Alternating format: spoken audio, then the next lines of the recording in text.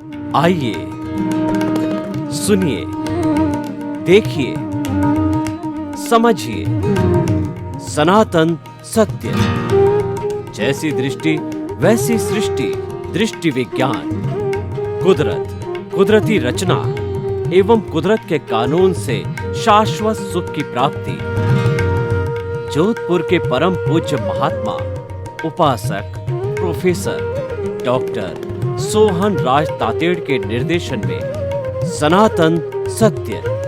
जैसी दृष्टि वैसी सृष्टि, दृष्टि विज्ञान।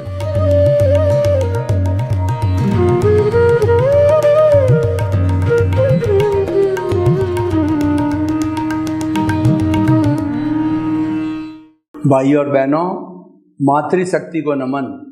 आज का हमारा अति उत्तम विषय निमित्त, निर्दोष, अकर्ता और शुद्ध आत्मा। ये चारों की एक चेन है, चारों के बीच के अंदर एग्रीमेंट है। अगर एक इसमें से भावना को हम प्राप्त कर लेते हैं तो बाकी की तीन भावनाएं भी इससे जुड़ी हुई है, इससे संबंधित है और इसकी पूरक है, इसकी कॉम्प्लीमेंट्री है। और निमित्त बनने का अर्थ ये हुआ कि हम जो है जड़ को पोषण दे रहे हैं। कोई भी पौधा है उसको जड़ को पोषण दिया जाता है तो पौधा हरा भरा रहता है, उसके पत्ते, फूल, फल और डंठल, तना वगैरह जो है सारे उसके हरे भरे रहते हैं, क्योंकि मुख्य बात जड़ होती है। तो इसीलिए हमारे जीवन में भी अगर आपको अध्यात्म के जो है प्रथम पावदान पर पैर रखना है तो आपको निमित्त बनना पड़ेगा। उसके बिना आप अध्यात्म की ओर अग्रसर नहीं हो सकते, आप शाश्वत सुख की नींव लगा नहीं सकते, आप सनातन सत्य को प्राप्त नहीं कर सकते, आप सम्यक दर्शन को प्राप्त नहीं कर सकते हैं, क्योंकि ये उसका आधार है। कोई 5 मंजिला 10 मंजिला मकान बन रहा है, अगर उसकी नींव मजबूत, अर्थक्वेक प्रूफ वगैरह सब हो तब जाकर के जो उस पर आप मंजिलें बनाओ तो वो सुरक्षित रहती है। और अगर नींव कमजोर होती है तो भवन भी सुरक्षित नहीं रहता है। तो नींव मजबूत का अर्थ ये हुआ कि आपको अकर्ता पद छोड़ना पड़ेगा, क्योंकि जो कर्ता पद है, जो कर्ता भाव है, यही कर्म बंधन का कारण है। कर्ता भाव का अर्थ हो गया आप राग द्वेष से जुड़ रहे हो, आप कषाय से जुड़ रहे हो, आप मोह के संसार से जुड़ रहे हो, आप क्रोध, मान, माया, लोभ से जुड़ रहे हो। तो इसीलिए हमें कर्ता पद को हर हालत के अंदर छोड़ना पड़ेगा अगर हम शाश्वत सुख की नींव लगाना चाहते हैं। उसके अतिरिक्त कोई रास्ता नहीं है। तो प्रश्न ये है कि हम अकर्ता कैसे बने, हम निमित्त कैसे बने। वैसे तो बोलचाल की भाषा में हम कह सकते हैं मैं तो इस कार्य का निमित्त हूँ, मैं तो इस भवन बनाने के अंदर निमित्त हूँ, मैं तो धन कमाने के अंदर निमित्त हूँ, मैं कर्ता नहीं हूँ। लेकिन ये कर्ता पद जो है हमारे आर्ट ऑफ द विजन में फिट हो जाना चाहिए। यानी जन्म जन्मांतर तक अकर्ता पद है, ये हमारा आर्ट ऑफ द विजन के अंदर फिट होना चाहिए। तभी हमारे ज्ञान दर्शन का डेवलपमेंट होगा। और ज्ञान दर्शन के डेवलपमेंट से जब धीरे धीरे ये ज्ञान दर्शन 2-4 भवों के अंदर 100 डिग्री यानी 360 डिग्री यानी 100% हो जाता है, तब हम केवल दर्शन, केवल ज्ञान को प्राप्त करते हैं। और केवल दर्शन जिस जन्म में होता है, नेक्स्ट बर्थ के अंदर, वो केवल दर्शन को प्राप्त करने के पहले पहले जो शुभ कर्मों का अर्जन किया था, उन सब का भुगतान करके और समयबद्ध निश्चित समय पर हम केवल ज्ञान को प्राप्त कर लेते हैं। और जितना हमारा आयुष्य हो, निश्चित समय पर हम सिद्ध, बुद्ध और मुक्त बन सकते हैं। तो मूल बात है कि अकर्ता पद को प्राप्त करना। अकर्ता पद का अर्थ ये है कि बहिर आत्मा, जीवात्मा और स्वार्थ की चेतना से जो है हमारा पद है वो अंतरात्मा होना चाहिए। अंतरात्मा का अर्थ ये हुआ कि हम अकर्ता बन गए और हमारा लक्ष्य जो है परमात्मा है, उस परमात्मा को पाना हमारा लक्ष्य बन गया। तो भाई और बहनों, हम आपको बताना चाहते हैं कि हम इतने महत्वपूर्ण अकर्ता पद को, निमित्त भाव को स्थायी रूप से कैसे प्राप्त करें। तो अकर्ता भाव अकर्ता पद उसी को प्राप्त होगा जिसके पुण्योदय में है, जिसके भाग्योदय में है, जिसके उदय और प्रारब्ध में है। हरेक अकर्ता पद प्राप्त नहीं कर सकता, हरेक सम्यक दर्शनी नहीं बन सकता। और अकर्ता पद को प्राप्त करने के लिए अगर हमारे भाग्योदय में है, अगर हमारे उदय और प्रारब्ध में है, तो उनकी सहायता से हमारे को कोई गुरु मिल जाएंगे। जैसे देखिए स्वामी रामकृष्ण, स्वामी दयानंद सरस्वती है, दुनिया में केवल 39 ईयर्स तक ही जिए, लेकिन 39 वर्ष में उन्होंने दुनिया को वह अमोघ मंत्र दिया जिससे कि वो अमर हो गए। और उनकी 125 जन्म जयंती तो मनाई जा चुकी है और न मालूम आखिर जो है कितनी जन्म जयंतियाँ और मनाई जाएगी। इसका कारण क्या था कि वो पिछले जन्म से अपने उदय और प्रारब्ध के साथ के अंदर गुरु का मिलना निश्चित था। गुरु बिना ज्ञान नहीं होता है, गुरु पथ दर्शक होता है। गुरु हमको अध्यात्म की ओर लेने का रास्ता बताता है और वो हमारे जीवन में प्रकाश करता है, एनलाइटनमेंट करता है। उन्होंने बहुत खोज की, लेकिन उनको सद्गुरु या जो है वो ज्ञानी पुरुष नहीं मिले। लेकिन जो समय पक गया, द्रव्य क्षेत्र काल भाव से ही मिलते हैं। जब वो द्रव्य क्षेत्र काल भाव पक गया तो उस समय में उनके दर्शन जो है कन्याकुमारी के मठ के अंदर रामकृष्ण परमहंस के दर्शन हुए और प्रथम दृष्टया रामकृष्ण परमहंस को अपना शिष्य मिल गया। और जो है वो कहना चाहिए कि नरेंद्र नाथ को जो है वो अपना गुरु मिल गया। तो गुरु ने जो है वो कहा नरेंद्र नाथ को कि तुम्हारे घर की आर्थिक स्थिति बहुत कमज़ोर है, मैं देवी का उपासक हूँ, तुम अंदर जाकर के देवी से प्रार्थना करो कि हमारे घर की आर्थिक स्थिति ठीक करो। 2-3 बार कहा। जब वो भीतर गए तो देवी की छटा को देखते वो आर्थिक स्थिति को ठीक करने की बात भूल गए और स्वतः ही जो उनका होना था, जो उनको पाना था, जो नियत था, तो वह बोल पड़े कि देवी गॉडेस गिव मी एनलाइटनमेंट।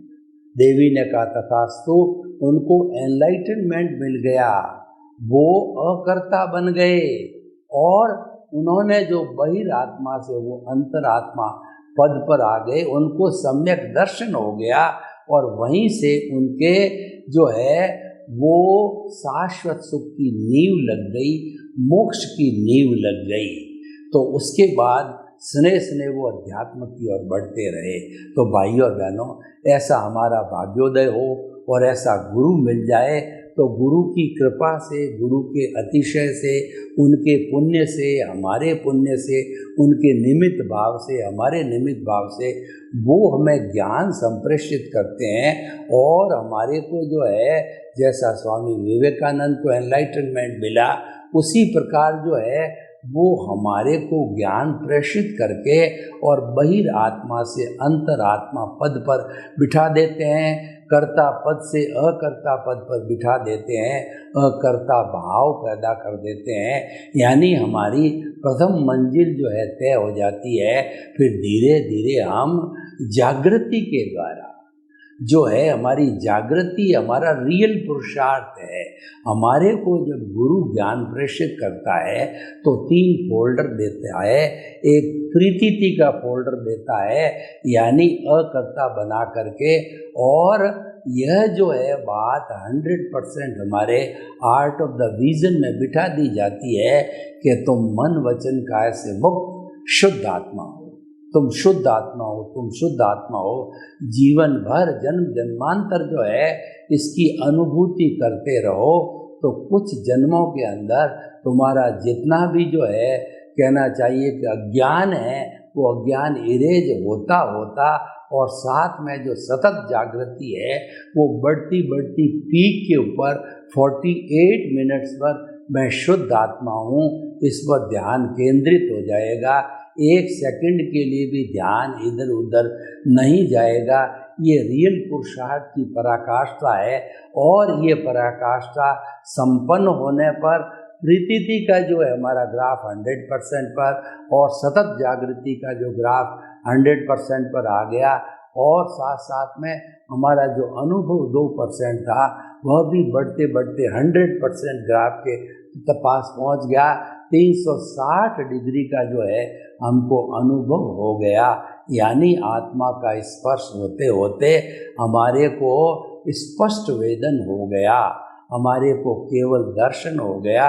और नेक्स्ट बर्थ के अंदर केवल दर्शन के पहले पहले, यानी इस जन्म के अंदर जितने हमने शुभ कर्मों का अर्जन किया है, वो नेक्स्ट बर्थ के अंदर जो है उन कर्मों को खपा करके और निश्चित तारीख पर जो है वो केवल ज्ञान प्राप्त होगा, और निश्चित तारीख को जो है जब हमारा आयुष्य कर्म समाप्त हो जाएगा तो हम सिद्ध बुद्ध और मुक्त बनेंगे।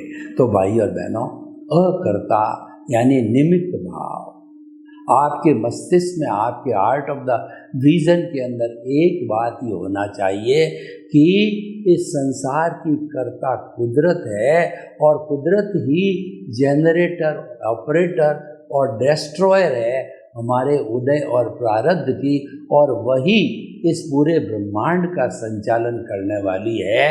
कुदरत तो साइंटिफिक सर्कमस्टेंशियल एविडेंस से व्यवस्थित शक्ति है, और मैं तो मात्र निमित्त हूँ, मैं तो कुदरत का सफरर हूँ, कुदरत का गेस्ट हूँ और कुदरत का यूज़र हूँ। ये बात हमारे आर्ट ऑफ द विजन के अंदर, अनुभव के अंदर आ जाती है। ये जो है अकर्ता पद से होता है, निमित्त भाव से होता है।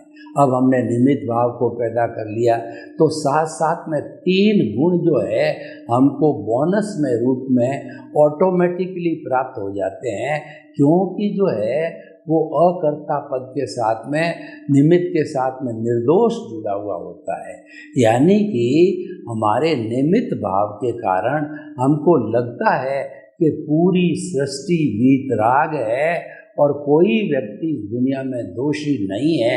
दोष तो मेरे कर्मों का कारण है, कर्मों के कारण है। वह उदय और प्रारब्ध के अधीन जो है कुदरत की जो ड्यूटी है कि वो संयोग जुटाती है।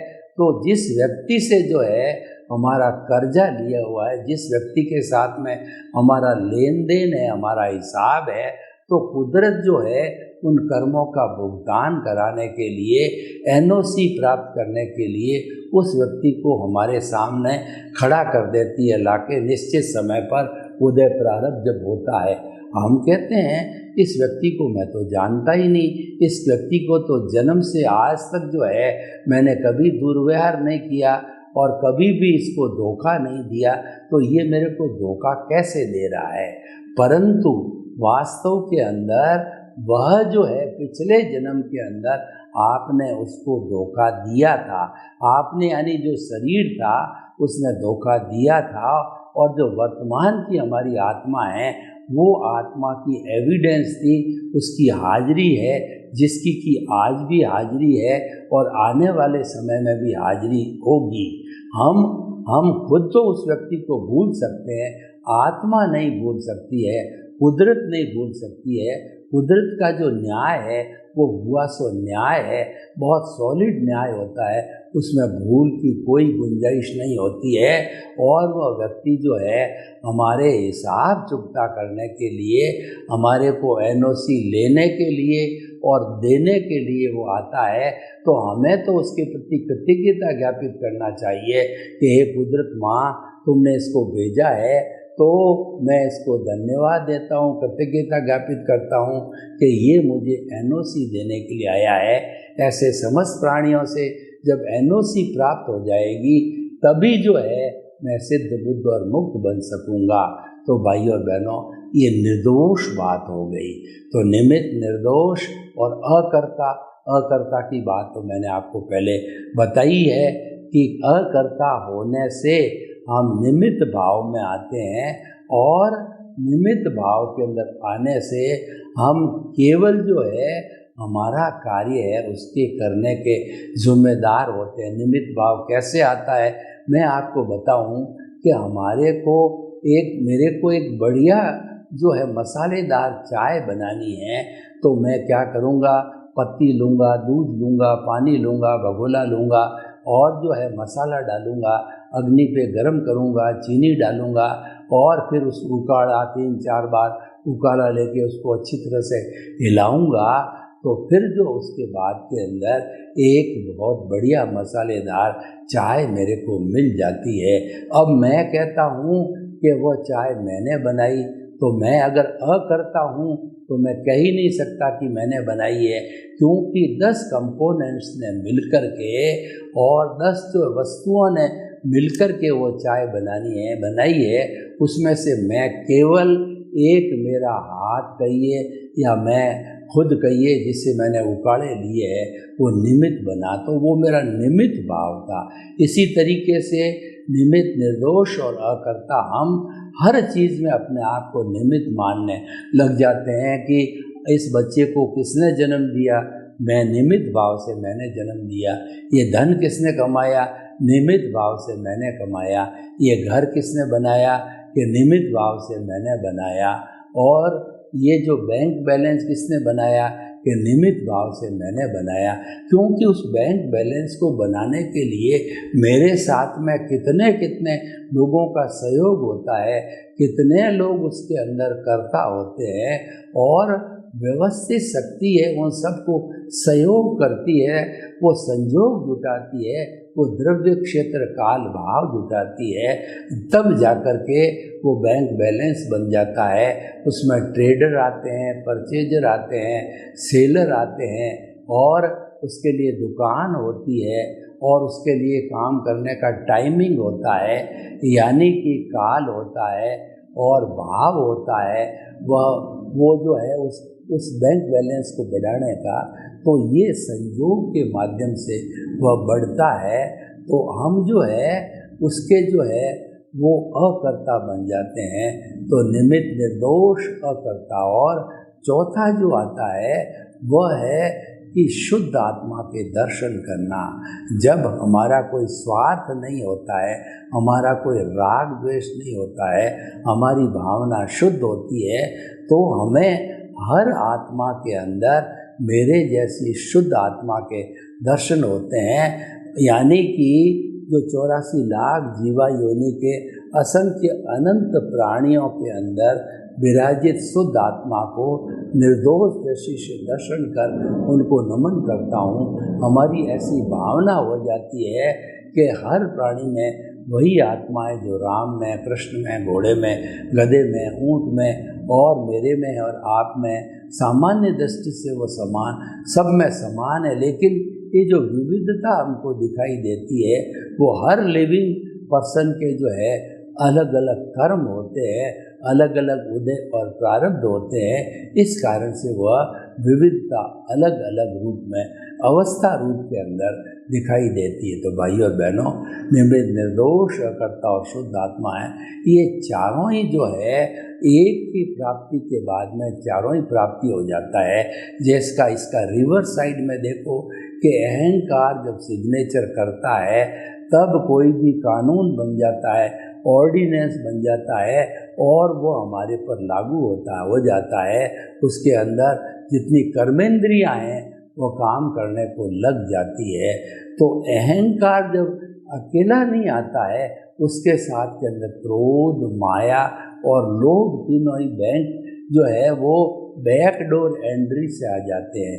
मैं आपको उदाहरण दूं कि किसी व्यक्ति को, अहंकारी व्यक्ति है, तो अहंकारी व्यक्ति को किसी ने चैलेंज दे दिया कि तुम तो योग्य नहीं हो, तो जब उनको तिरस्कार किया गया उस व्यक्ति को, तो निश्चित तौर पे उस व्यक्ति को क्रोध आ जाता है। तो क्रोध जो है इंट्रोड्यूस हो गया, और उसके बाद के अंदर जो व्यक्ति अहंकारी होता है वह जो मायावी भी हो जाता है। अहंकार का पोषण करने के लिए माया का पोषण ज़रूरी होता है। वो माता पिता के बीच में, भाई भाई के बीच के अंदर, पति पत्नी के बीच में, भाई बहन के बीच के अंदर, व्यापारी व्यापारी के बीच के अंदर मायावी व्यक्ति जो है वो कानाफूसी करके इधर उधर भिड़ा कर जो है उनको भ्रमित कर देता है और उनके जो संबंध होता है वो तुड़वा देता है। तो ये अहंकार के साथ क्रोध आया, माया आई, और अहंकार किस पर करेगा? वो लोभी व्यक्ति होगा, वही अहंकारी होगा, क्योंकि लोभ के वशीभूत होकर के वह जो है धन दौलत इकट्ठी करता है, चाहे उसकी नीड हो या नहीं। हवस के वशीभूत, ग्रीड के वशीभूत जो है वो धन दौलत इकट्ठा करता है। तो वो धन दौलत होती है, वो कौन भोगता है? वो अहंकार भोगता है। न तो हमारा ये शरीर भोगता है, न हमारी अक्रिय आत्मा भोगती है, वो तो अहंकार ही भोगता है। जैसे मैं आपको बताऊं कि एक तिजोरी के अंदर 1 करोड़ रुपया जो है वो भरा हुआ है, तो क्या तिजोरी उसको भोगती है? क्योंकि तिजोरी तो जो है जड़ है, उसमें तो ज्ञान दर्शन है ही नहीं है, तो फीलिंग्स करने का, भुगतने का प्रश्न ही नहीं है। और हमारी शुद्ध आत्मा है, वह तो अक्रिया है, वो कुछ नहीं करती है, मात्र उसकी प्रेजेंस होती है। तो कौन भुगतता है? ये अहंकार भुगतता है व्यक्ति का कि मैं करोड़पति हूँ, मेरी चेस्ट के अंदर 1 करोड़ रुपया पड़ा है, मैं उसको चाहे जैसे उपयोग करता हूँ, उसका अहंकार करने लग जाता है। तो देखिए, एक अहंकार आ गया तो क्रोध, माया, लोभ है, ये स्वतः ही बैकडोर एंट्री से आ जाते हैं। जैसे कि निमित्त भाव किसी व्यक्ति में आ गया तो निर्दोष, अकर्ता और शुद्ध आत्मा भाव है, वो भी पॉजिटिव साइड से उसके अंदर आ जाते हैं। तो भाई और बहनों, ये कॉम्बिनेशन होता है, ये कहलाता है परमुटेशन कॉम्बिनेशन, कि एक के साथ में दूसरा जुड़ा हुआ होता है, स्वतः ही उसको मिल जाता है। तो भाई और बहनों, देखिए कि हमें जो है ये निमित्त, निर्दोष, अकर्ता और शुद्ध आत्मा बनने से हमारे को लाभ क्या होगा? हमारे को लाभ ये होगा कि हम जब निमित्त रहेंगे तो कुदरती रचना देखना चालू करेंगे। कुदरती रचना क्या होती है कि इस पूरे ब्रह्मांड चराचर जगत को चलाने वाली कुदरत है। कुदरत 6 समवायों के जो कॉम्बिनेशन को कुदरत कहते हैं, वो चेतन, जड़ और गति सहायक, स्थिति सहायक, काल और जो है वो हमारा जो आकाश है, इन सब के कॉम्बिनेशन को जो है कुदरत कहा जाता है। और ये पर्टिकुलर कानून पे चलती है। तो द्रव्य रूप से 6 द्रव्य जो है वो तो शाश्वत है, लेकिन क्योंकि हर व्यक्ति के कर्म अलग अलग है, उदय और प्रारंभ अलग अलग है, तो उसके कारण जो है इन 6 तत्वों को जो है अवस्था रूप में बदलता रहना पड़ता है। तो ये अवस्था होती है, ये कुदरती रचना कहलाती है। यानी कि निमित्त, निर्दोष, अकर्ता और शुद्ध आत्मा बनते ही जो है हम कुदरत के कानून का पालन करना चालू कर देते हैं, कुदरत के कानून को तोड़ते नहीं हैं। यानी कुदरत की रचना जो कि अवस्था पर आधारित होती है, जो कि नाशवान है, जो कि जाने के लिए आती है, अवस्था हमेशा जड़ होती है और विनाशी होती है और वो बदलती रहती है, तो हम उसको देखते जाते हैं, उसी का नाम संसार है। उससे हमारा उदय प्रारब्ध जो है धीरे धीरे अज्ञान है वो इरेज हो जाता है। तो अज्ञान को इरेज करने के लिए निमित्त निर्दोष अकर्ता और शुद्ध आत्मा की भावनाओं का डेवलपमेंट होना जरूरी है। सर्वे भवन्तु सुखिनः, सर्वे सन्तु निरामया। लोक के जीवों को सुख मिले, शांति मिले, आनंद मिले, प्रेम मिले, सौहार्द मिले और हम सभी हिलमिल करके निमित्त भाव से जो है अपने ज्ञान दर्शन का डेवलपमेंट करके आगे बढ़े। आपके प्रति मंगल भावना। ओम शांति।